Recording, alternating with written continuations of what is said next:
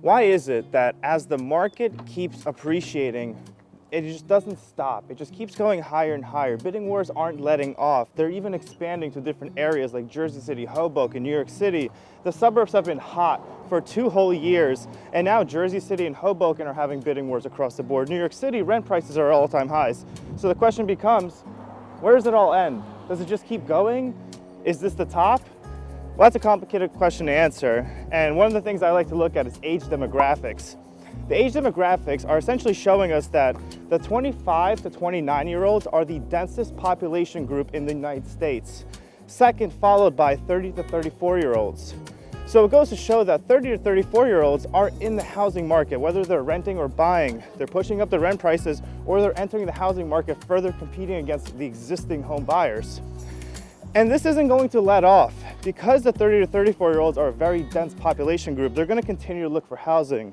Follow that by the 25 to 29-year-olds. They're going to be entering the housing market to purchase soon enough, but they are also in the rental market. They're pushing up the rental prices. And it really just is a simple thing of supply and demand. There's only so many homes, and there's a lot more people looking for them. So the question is, will it let off? Is there a factor that's going to make it all slow down, fall, whatever it might be? Well, interest rates. As interest rates go up, you kind of just assume that home prices are going to go down, but it's more of a correlation than a causation. Interest rates go up, buying power does decrease, but that doesn't necessarily mean that home prices go down. If the demand is so high relative to the supply, all the interest rates are really doing is they're minimizing the amount of demand potential. That doesn't mean that demand is going to go lesser than supply, causing prices to go down. It might actually meet an equilibrium point. That's hard to say. Ultimately, you have to look at, where are people going to be living? What's the alternative choice? Are you going to be renting with increasing rent prices? Are you going to wait to purchase where interest rates could go up? Or are you going to hop into the bidding wars? There really is no winning position until you finally get into a purchase that's a little bit more long-term that you're comfortable with and ride it through everything. Prices could just keep going up for the next 5-6 years simply because age demographics are showing that people are wanting to get into housing.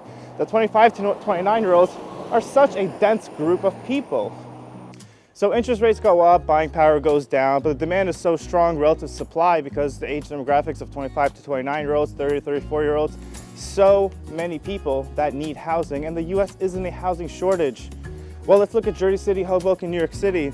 There's not a lot of land. People need places to live, and they're gonna keep hunting for those.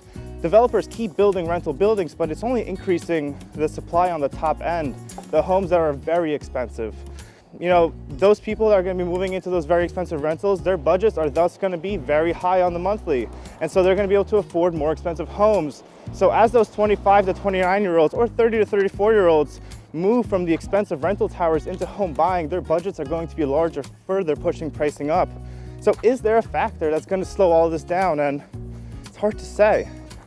You could say that a fall of the equities markets or a further increasing of interest rates due to higher inflation than expected could do it.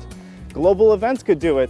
Very hard to say, but what we can definitely say for sure is there are more people than there are homes, and those people will ultimately need somewhere to live. The best way to approach real estate is to find something that is long-term, something that you're not going to be forced to move out of if market conditions aren't ideal, that you're not selling at the bottom because you have to, because you outgrew the space, but rather that you can wait it out for another 1, 2, 3 years as needed for the market to bounce back. You could look at the last, 3 years, and there was points in time where it wasn't so good, and there's points in time where it was amazing. But if you had to sell at the lower point, but you couldn't wait out just one more year for it to be 10% higher where you were profitable, well, that's the mistake. You want to buy long term.